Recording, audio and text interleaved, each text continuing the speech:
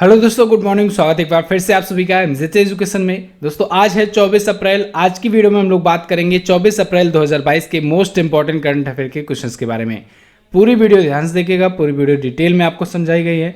अगर वीडियो पसंद आए तो वीडियो को लाइक और शेयर जरूर कर देना। चैनल पर नए आए हो चैनल को सब्सक्राइब करो, बेल आइकन को प्रेस करो जिससे आने वाली वीडियोज़ का नोटिफिकेशन आप तक पहुँचता रहे। इस वीडियो की PDF फाइल और डिटेल्स के साथ क्विज मिलेगी आपको हमारे एप्लीकेशन पर। तो गूगल प्ले स्टोर पर जाइए और MZT ऐप सर्च करके डाउनलोड कीजिए। यहाँ पर आपको बहुत सारे स्टडी मटेरियल्स, बहुत सारे e books, video courses, free में वीडियोज़, फ्री PDF और मॉक टेस्ट अवेलेबल मिलेंगे। आप इन सब का फ़ायदा उठा सकते हो। क्विज सेक्शन में जा करके फ्री में क्विज सॉल्व कर सकते हो। इन सब के अलावा अगर आप हमारे वीडियो कोर्सेज लेना चाहते हो तो बहुत सारे वीडियो कोर्सेज भी आए हुए हैं। इंडिविजुअल बैचेस भी हैं, आप इनको भी ले सकते हो। जैसे फॉर एग्जांपल लेखपाल का दोस्तों एग्ज़ाम डेट घोषित हो चुका है, आपको पता ही होगा। तो लेखपाल का तो आप ले ही सकते हो, फुल बैच, कॉम्बो बैच। लेकिन अगर आप इंडिविजुअल किसी सब्जेक्ट को प्रिपेयर करना चाहते हो, जैसे ग्रामीण परिवेश या फिर इकोनॉमी या फिर पॉलिटी या हिंदी या मैथ, इन सब के इंडिविजुअल बैचेस भी अवेलेबल है। आप उनको भी ले सकते हो MZT ऐप पर जा करके। कोई भी दिक्कत है, कोई भी इशू है तो आप दोस्तों संपर्क कर सकते हो व्हाट्सएप के माध्यम से।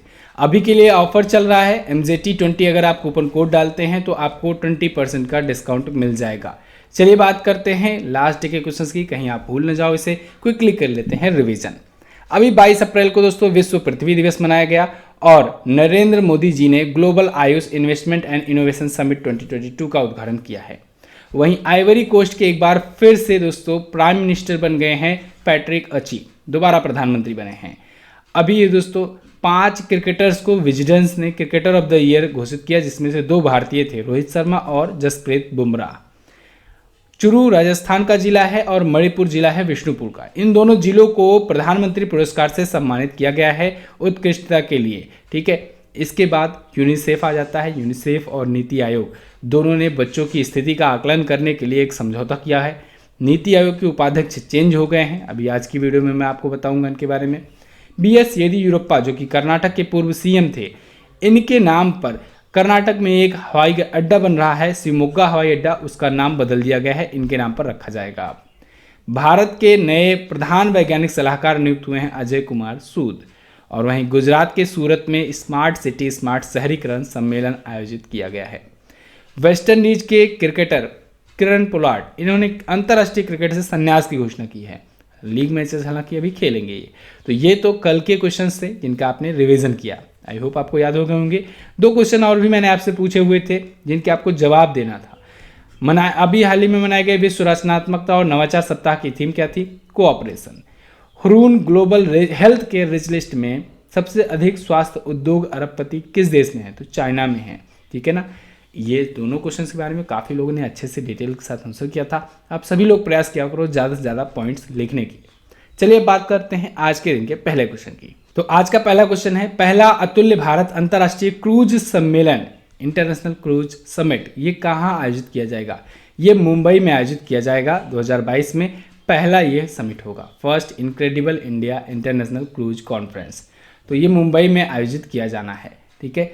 तो केंद्रीय मंत्री जो कि हैं सर्बानंद सोनोवाल जी, जो कि केंद्रीय जहाजरानी और बंदरगाह के मंत्रालय के मंत्री हैं, तो इन्होंने इसका उद्घाटन किया है। और ये फिक्की के सहयोग से और जो मुंबई में है मुंबई पोर्ट अथॉरिटी, उसके सहयोग से आयोजित किया जाएगा। अभी कल मैंने आपको बताया था INS वसगीर के बारे में।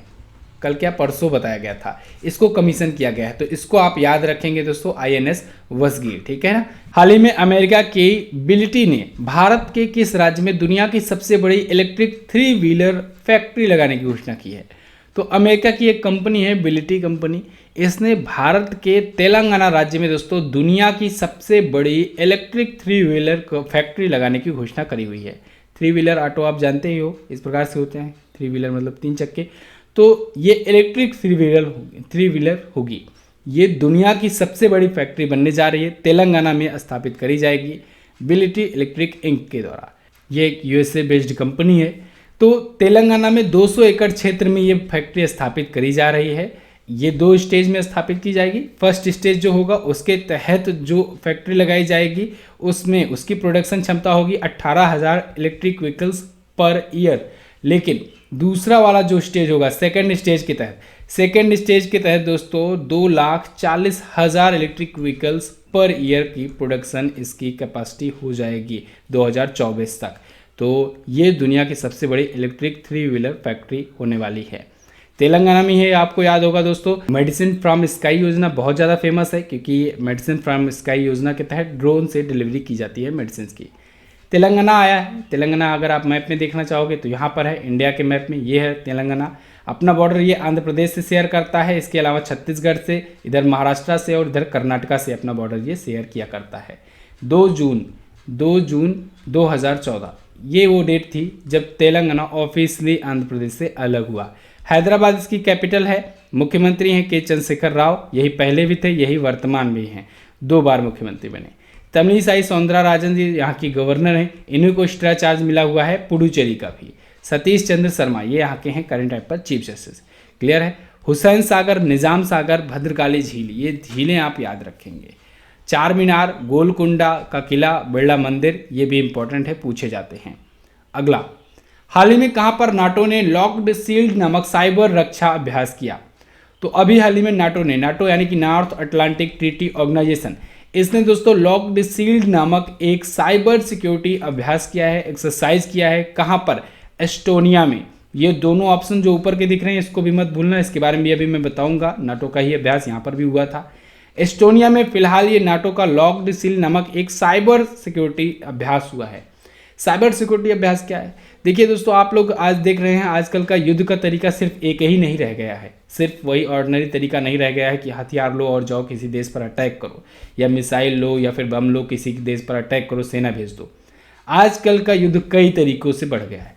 आप देख रहे हो कि बायोलॉजिकल वार हो रहा है, आप देख रहे हो साइबर वार भी हो रहा है। ठीक है, साइबर अटैक होता है, किसी देश का बड़ी बड़ी जो अथॉरिटीज़ होते हैं, मंत्रालय होते हैं, उनको हैक कर लिया जाता है। ठीक है, बैंक हैक कर लिए जाते हैं। तो इस चीज़ से, इस प्रकार से युद्ध से बचने के लिए, क्योंकि आप देखते हो हैकर्स में सबसे ज़्यादा अगर आप देखोगे ना 80% हैकर्स जो मिलेंगे आपको रशियन मिलेंगे। तो नाटो और रसिया का बाकी चीज़ें तो आपको पता ही है, बताने की ज़रूरत नहीं है। तो नाटो ने इस वजह से साइबर सिक्योरिटी को अपने मजबूत करने के लिए, और अगर ऐसी कोई सिचुएशन आ जाए जब कोई साइबर अटैक हो, उससे कैसे निपटा जाए, बचा जाए, इसके लिए इसने एक अभ्यास किया हुआ है एस्टोनिया में। अब पूछोगे एस्टोनिया में क्यों किया भैया? इसको करना था अमेरिका में करना था या ब्रिटेन में करना था? तो देखो, जो साइबर अटैक्स होंगे ना वो छोटे छोटे देशों के थ्रू ही होंगे। अब चूंकि यहाँ पर एस्टोनिया भी इसका मेंबर है, 30 सदस्य देश है, ठीक है ना, नाटो की, तो सदस्य देश हैं और ये 30 के 30 सदस्य देशों से अपना साझा करेगा सारा कुछ। तो किसी छोटे देश में अटैक करके ये उसके सिक्योरिटी में घुस सकते हैं। इन सब चीज़ों से बचने के लिए इसने यहाँ पर किया हुआ है, और साथ ही साथ वहाँ का भी सिक्योरिटी सिस्टम थोड़ा सा मजबूत करेगा। तो ये नाटो का प्लान है जो भी है लाइव फायर। ये दुनिया का अभी तक का सबसे बड़ा और सबसे जटिल साइबर डिफेंस एक अभ्यास था, एक्सरसाइज था। नाटो के कुछ और भी अभ्यास अभी हुए, जैसे नॉर्वे में अभी कुछ दिन पहले कोल्ड रिस्पॉन्स नाम का हुआ था, आपको याद होगा, बताया था मैंने। इसके अलावा नेपच्यून स्ट्राइक ये हुआ था भूमध्य सागर में। तो ये दोनों भी नाम आप याद रखेंगे।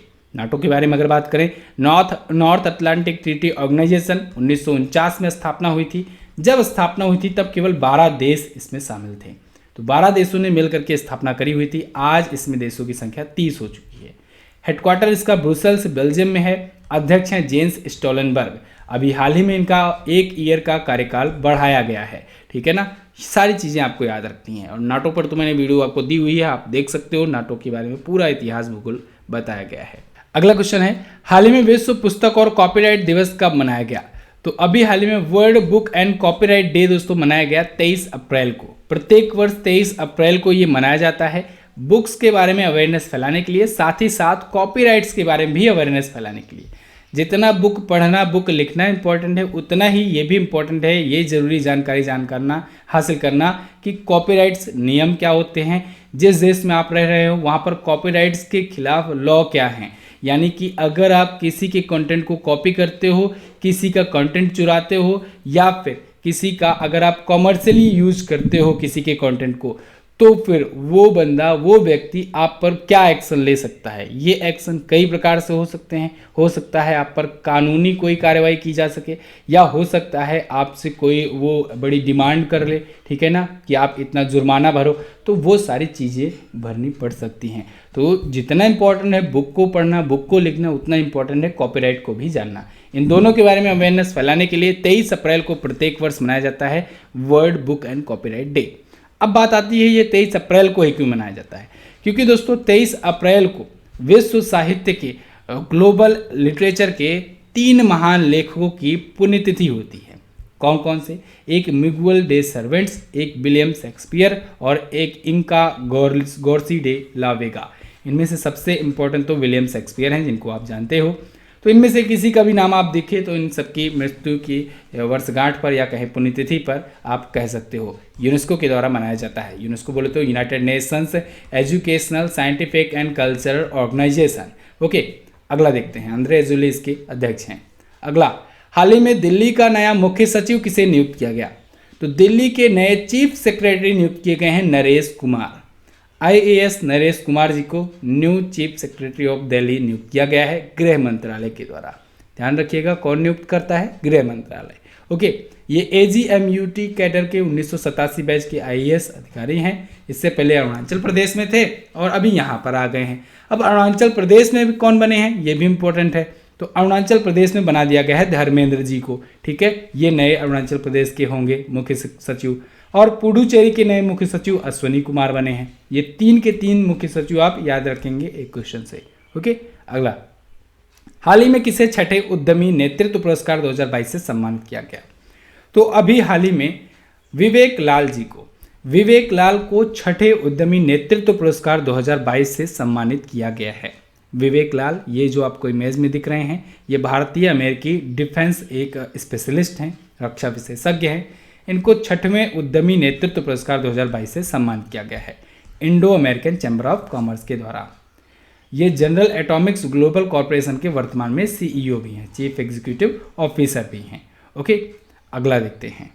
अंतर्राष्ट्रीय डेटा केंद्र स्थापित करने के लिए निक्सी CSC ने किस राज्य के साथ समझौता किया?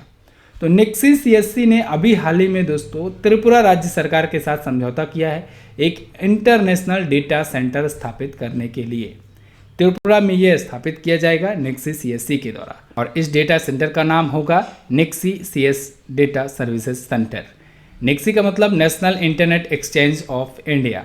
ओके, तो इसमें क्या करेगी? बेसिकली त्रिपुरा राज्य सरकार सिर्फ जमीन प्रोवाइड कराएगी, बाकी का काम ये निक्सी और CSC कंपनियों के द्वारा किया जाएगा। यानी 150 करोड़ रुपए का इन्वेस्टमेंट ये कंपनियां करेंगी, बाकी राज्य केवल जगह देगा, यानी स्थान देगी अपने राज्य में।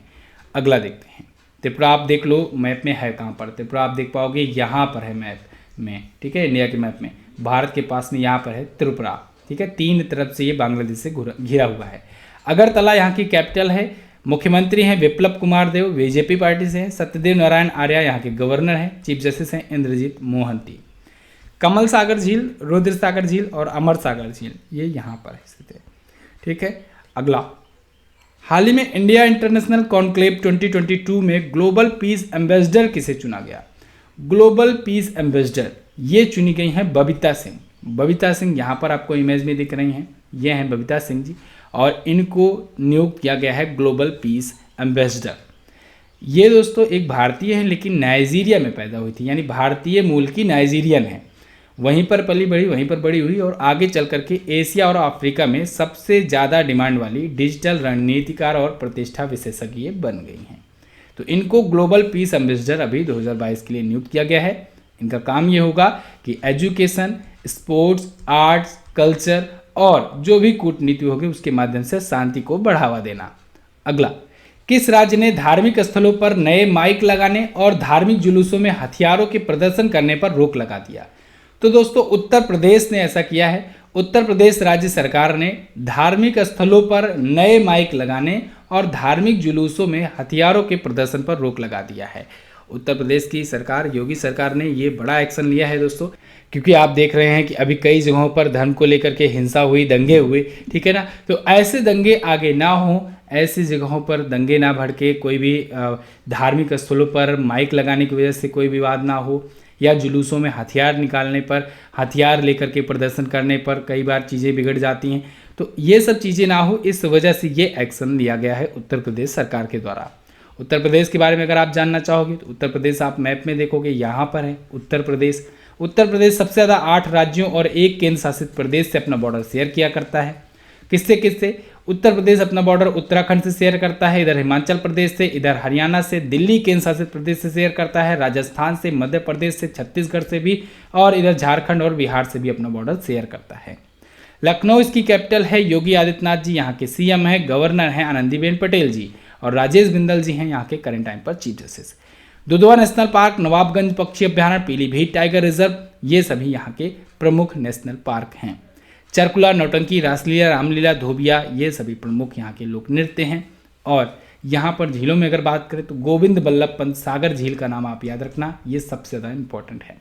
सबसे ज़्यादा जिले, सबसे ज़्यादा विधानसभा, सबसे ज़्यादा विधान परिषद में सीटें, सबसे ज़्यादा लोकसभा में, सबसे ज़्यादा राज्यसभा में सीटें सब उत्तर प्रदेश में है, क्योंकि जनसंख्या यहाँ की सबसे ज़्यादा है। अगला, नीति आयोग के किस पद से राजीव कुमार ने इस्तीफा दे दिया है? बहुत इंपॉर्टेंट है। राजीव कुमार आप जानते हो पिछले 5 सालों से दोस्तों ये यहाँ के उपाध्यक्ष थे, तो इन्होंने उपाध्यक्ष पद से इस्तीफा दे दिया है।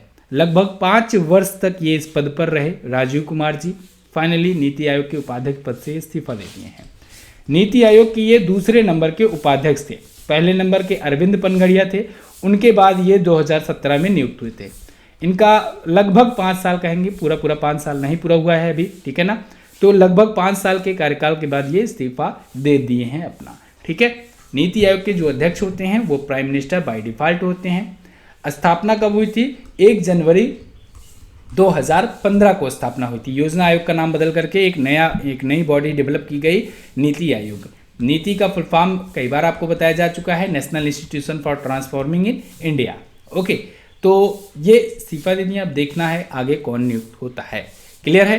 तो ये तो थे आज के दिन के टॉप 10 करंट अफेयर के क्वेश्चंस। आई होप आपको वीडियो पसंद आई होगी, आपने काफ़ी कुछ जाना, काफ़ी कुछ सीखा होगा। जैसा कि आप लोग जानते हो दोस्तों कि हम लोग बात करते हैं डेली एक राज्य के बारे में, और उससे रिलेटेड जो पिछले दिनों में क्वेश्चंस आए रहते हैं उनका करते हैं रिवीजन। लेकिन आगे बढ़ने से पहले आपसे निवेदन है, अगर आपने अभी तक वीडियो को लाइक नहीं किया तो वीडियो को लाइक कर दो और शेयर कर दो फटाक से। चलिए अब बात करते हैं गुजरात स्पेशल की, क्योंकि गुजरात स्पेशल कल हम लोगों ने देखा था पार्ट 1। आज कुछ और गुजरात के स्पेशल करंट अफेयर को देखेंगे। तो सूरत में पहली भारत की बुलेट ट्रेन का स्टेशन बना दिया गया है। आपको पता होगा अहमदाबाद से मुंबई के लिए बुलेट ट्रेन चलाई जानी है भारत की पहली, तो पहला स्टेशन जो है बना है वो सूरत में बना है, ठीक है। खिजादिया पक्षी अभ्यारण्य गुजरात, इसको नए अभ्यारण्य रामसर स्थलों के रूप में सूचीबद्ध किया गया है।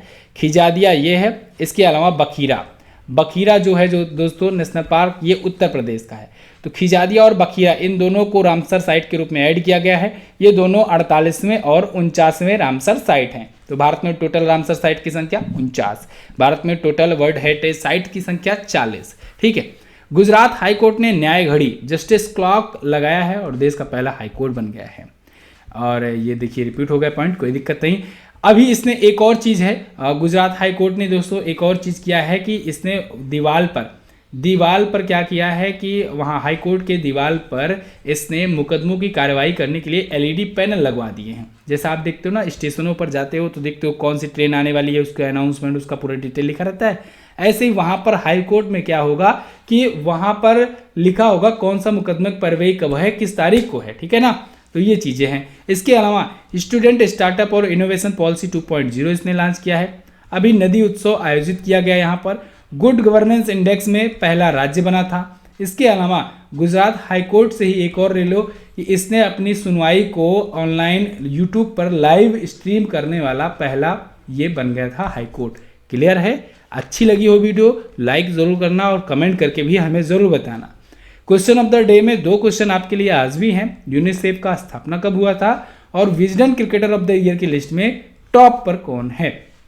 शीर्ष खिलाड़ी के रूप में किसे शामिल किया गया है? अगर आप दोस्तों हमारा NTPC CBT 2 बैच का ज़बरदस्त बैच लेना चाहते हो तो आपको क्या करना है, MJT ऐप पर जाना है। इस बैच को परचेज करते समय जाना है, कूपन कोड में यूज़ करना है MJT20। MJT20 अगर कूपन कोड डालोगे तो 20% का डिस्काउंट मिल जाएगा। और अगर आप कोई और भी हमारे कोर्सेज लेना चाहते हो या ई बुक लेना चाहते हो तो आप जा करके सिंपली MCT ऐप डाउनलोड कर सकते हो, वहाँ पर मिल जाएगा। कोई भी डाउट हो, कोई भी प्रॉब्लम हो तो आपको यहाँ जगह जगह पर व्हाट्सएप का आइकॉन दिखेगा, इसको टच करते ही आप पहुँच जाओगे व्हाट्सएप पर और आपको पूरा मदद हेल्प किया जाएगा। आपकी जो भी प्रॉब्लम होगी आपको बताया जाएगा। लेखपाल का बैच अगर आप लेना चाहो तो इसे ले सकते हो। चलिए बस फिलहाल इतना ही रखते हैं वीडियो में। वीडियो को एंड तक देखने के लिए बहुत बहुत धन्यवाद। मिलेंगे अगली वीडियो में, तब तक के लिए नमस्कार, जय हिंद, वंदे मातरम।